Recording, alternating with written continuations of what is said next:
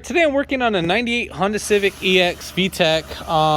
Now the motor is supposed to have a D16 Y8, which is the VTEC, but we have a D15Y, I believe, or no, D15B. So this is the JDM motor and all that. Lady's been complaining that had like a whole bunch of issues going on. So we have a code for p0172, and that means it's running rich. She said she also had a running lean code, which I highly doubt you can get a lean code and a rich code. So since it's a JDM motor, they just slapped it in and called it a day. But one thing she probably didn't maybe check, or they didn't check, was like valves and all that. So that would be one great thing to check. We're going to do a compression check just to see what's going on. Also the injectors too. See if that's the issue too. But those look like the original injectors from the old intake and all that. So I mean, I highly doubt that those are the JDM injectors and all that. Also, the other thing is too that ignition timing could be off too from the camshaft. We might need to rotate that. But in this video, we're going to go ahead and check to see what's going on. So first things first, we're going to go ahead and check compression. So what we need to go ahead and do is that we need to go ahead and pop these guys right off and then take off the spark plugs.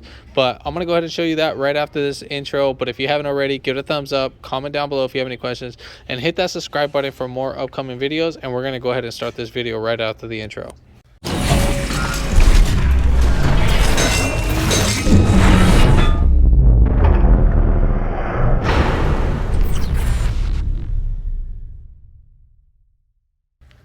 All right, so we're gonna go ahead and pull off each spark plug cable. So we're just gonna go ahead and spin these guys right out. Now you just set them over to the side and so forth. We'll just move them over just like that. Now don't get these guys mixed up, because if you do, you're gonna have backfires and it won't start. So just, you can either mark them. So we go 1, 2, 3, 4. So you can mark these guys with 1, 2, 3, and 4. But I mean, I already know the firing order and all that, so we'll just move that to the side. All right, so you are going to need a 5/8 spark plug socket, so that's what we're going to do to take off those.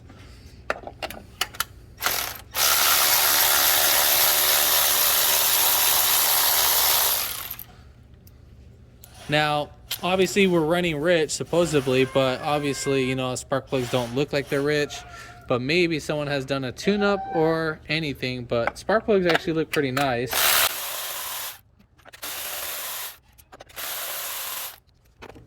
All right, so there we are. So again, not running rich, but running lean. So I mean, they're not crazy burn or whatever. So I mean, some of our cylinders are really running lean. So this could probably indicate that the injectors could be faulty too, if they're running lean like that. But then again, the computer could be taking away fuel from the injectors.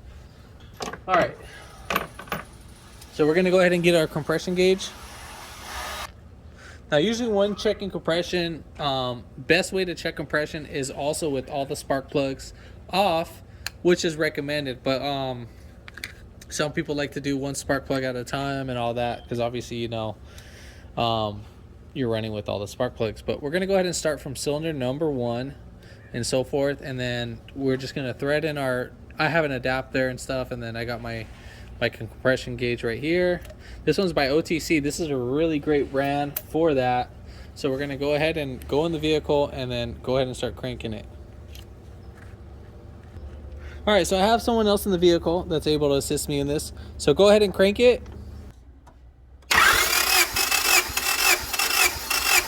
Okay. So usually what I like to do is go on the 5th stroke. So on the 5th stroke, we're probably at 170, which is ideal. Usually you want to be at like 185, so that's just not bad. So we're a little bit 10 psi short. All right, so now let's go ahead and check out the other cylinder. And then they usually need to be within 10 psi. Anything more than that could cause a misfire or something like that. So go ahead and start it again.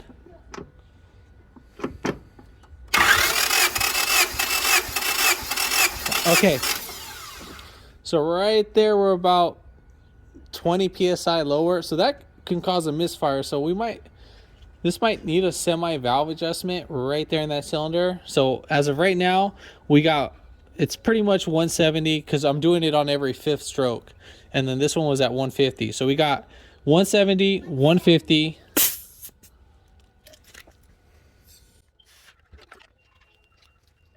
All right, so go ahead.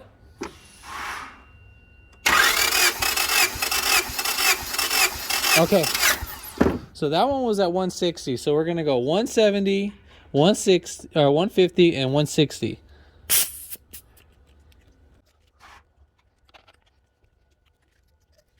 All right, so go ahead.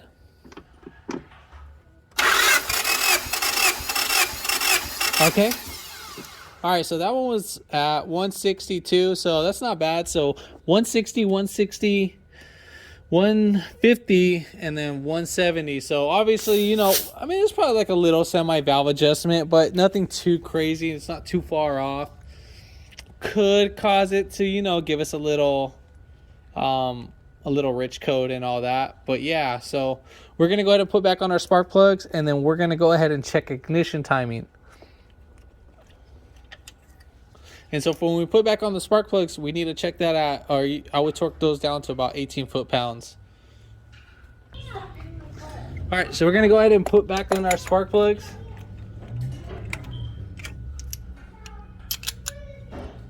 Thread them in by hand first.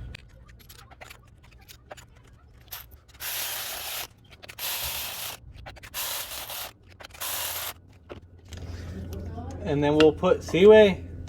And then we'll put back on our cables. Just like that. Make sure that they're fully clipped in. And then voila. So now we're going to go ahead and check, again, ignition timing. So we're going to let the car warm up. So first thing what we got to do is we got to let the car reach up to 190 degree or 194 degrees. Once the fan kicks on, you'll go ahead and turn off the car, you know, basically like this. I already got it up there. I have a little scanner, so which is able to help me out. As you can see right there, 188 degrees, so we're pretty right there. So at this point, we got to go over here on the passenger side. And right here, there's, this will be connected into a green plug, but there's a little blue connector that's just hanging out. Don't mind my messed up glove. It got torn. So there'll be a blue connector that's right there that's hanging out. So what you can do is you can either jump this with a paper clip, or I have the tool to do that, but the paper clip does work. So you just go ahead and just connect this, put it inside its little pins right there, so you can see that. So you're just gonna connect those wires, make sure that they're connected. So again, we're just gonna connect this guy, and then once we connect that, then we're gonna put the key on the on position. And then you're gonna start seeing the check engine light flash. So you see it right there, it's turning off and turning on. So now we're gonna go ahead and start the car. If you're automatic, you can only do this in park or neutral, or I think just in park. So park or neutral, more or less. Do not do it in drive or whatever. So in the meantime, while this is working, you're gonna do this while the check engine light's flashing. If the check engine light's not flashing, something's going on. You probably have a bad ECU or a bad wiring with that area. So again, we're at 186 degrees Fahrenheit, which is great. Usually do it when the fans kick on and so forth. All right, so now coming back up to the engine bay, we got our test light. So right here, this is kind of showing where our idle speed is at. So it is kind of a little bit low. It's not crazy low, but just so forth. So right here, we have it degreed at 0 degrees at 600 and, you know, let's just say 60 RPMs per minute. All right, so now for our tool itself, so we need to have right here on these little plugs, you're just going to go ahead and connect this. Mine needs to point towards the spark plug. That's what it means. And that'll be able to count that. So if you're not getting the accurate reading, then obviously something's going on with your test light's too cheap. So positive and negative, you know, you just connect that to the battery. Now right here, you're gonna look at it from right here coming down below. So you see that little nipple, that little V nipple on the timing cover right there, that gray piece that's just sticking out right there. So that right there, and then we have our crank pulley. I don't know if we can get this to see it. So you see those little, I can get that to show. So right there you see that little red mark. So that red mark and that white mark. So the white mark is top dead center. That red mark is before top dead center. So we need that to line up with that notch. So right here, staring at the notch, doesn't look about right. Let me see, where are we? So it looks like we're a little off.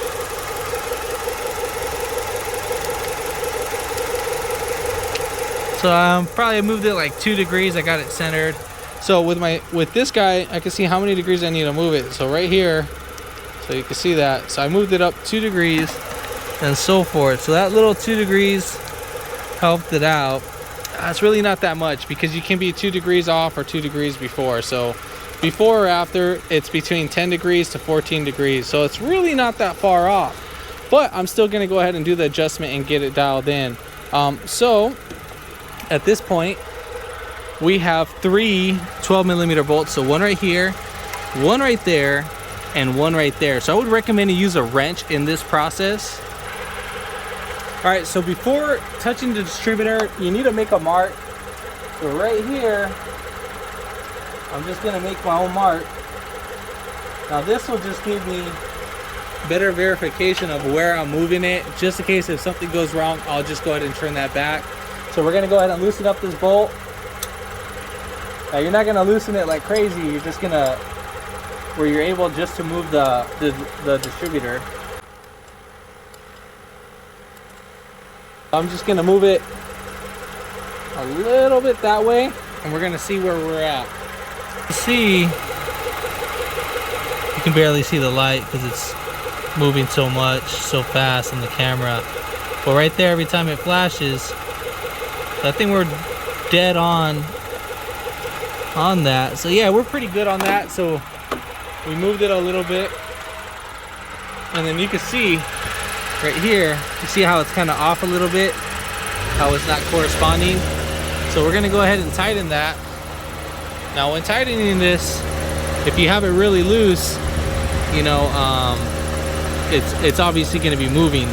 So that's why I said, you know, don't go ahead and tighten it down the way. So once you tighten this down, go ahead and double check, make sure that the ignition timing didn't work. So at this point, we're gonna go ahead and clear the code and go from there and see what happened in that progress and see what's going on. Coming back into the car, so we're gonna go ahead and turn off the vehicle, and then we're gonna come back to our little either paper clip or jump or whatever, and then we're just gonna go ahead and disconnect it just like that. So, and then at this point, you know, like I said, obviously clear the code that you have, whatever, and then go take it for another test drive. Worst case scenario, you might need to do the valve adjustment. I'm gonna go ahead and clear the code, take it for a drive, and so forth. So again, so usually on the scanner, you can kind of see what's going on right over here. So that you can kind of see right now it's trying to take away fuel. So a little negative % right there. So it's still trying to take away fuel. So obviously I feel like the check engine light's gonna come back on. Obviously, I know it's gonna come back on. That's what I feel like, but at least this guy was at 15%. So now it dropped down to 11%, which is more better. I mean, it's 4%, but still it's better. So let me go ahead and take this for a test drive. At idle should probably be within 5%, I would say, with idle. And with driving, then this should be like you barely pressing on the gas when it's when the RPM's right there, like at 12, 13 and all that stuff. But yeah, let me go ahead and take this for a drive and we'll get right back to the video. So as I was driving the car, I noticed that I was paying attention to the short trim and the long trim fuel trims, and they were negative, you know, obviously how I showed you in the video, negative 10%. So as I was accelerating, that should be in the positives while I'm accelerating and all that. So the farthest it would ever go on the short term fuel trim would be -0. So that's still trying to take away fuel. So I'm like, you know what?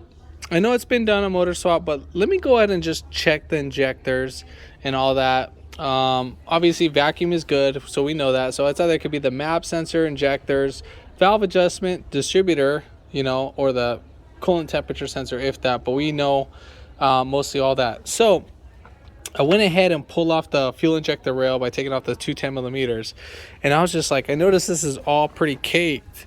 And so usually when you have the JDM motors and stuff with the intakes and stuff, they actually come out more caked than the ones in the US.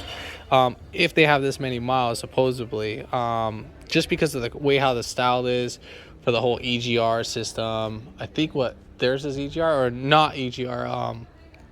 I forgot how the way how they run out. They'll have more carbon buildup than usual when I looked up into it back in the days when I was more into the Honda game.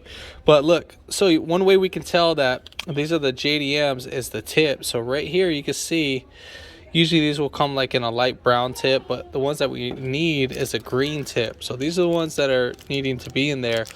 So I'm going to go ahead and switch these out. When you put in the new injectors, make sure you lubricate the O-ring with dielectric grease. And then don't forget, when you install your new injector, make sure it has this guy right here.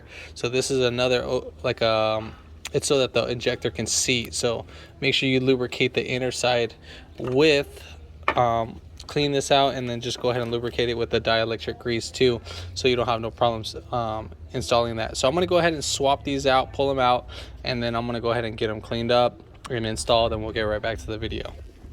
All right, so we're going to go ahead. I already connected the scanner, and we're just going to check out the live data again. So that's too far in, so let's get things going.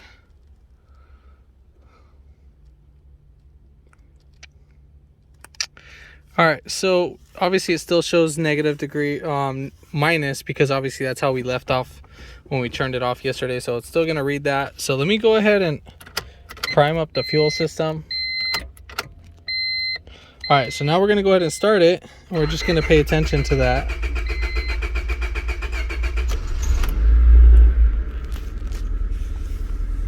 It's just gonna misfire a little bit. Let's give it a couple minutes.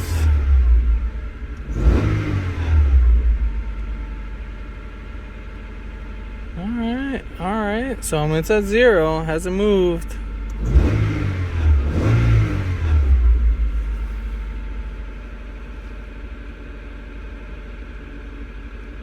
Right now it's warming up. So right now I'm just gonna let it warm up a little bit more, because obviously it's richer. So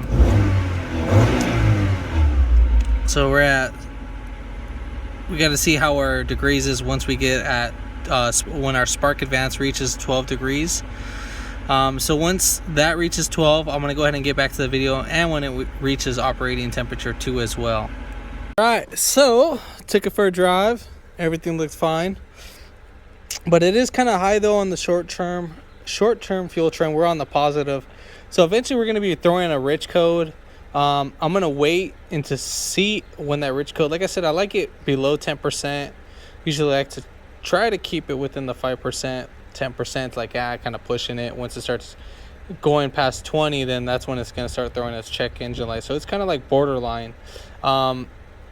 Maybe the no, I don't think so. I was about to say, like, because the oil does smell very rich, so I know it's from the old injectors. That's another thing too, is that when I was trying to smell the oil, it smelled like a lot of gas too as well.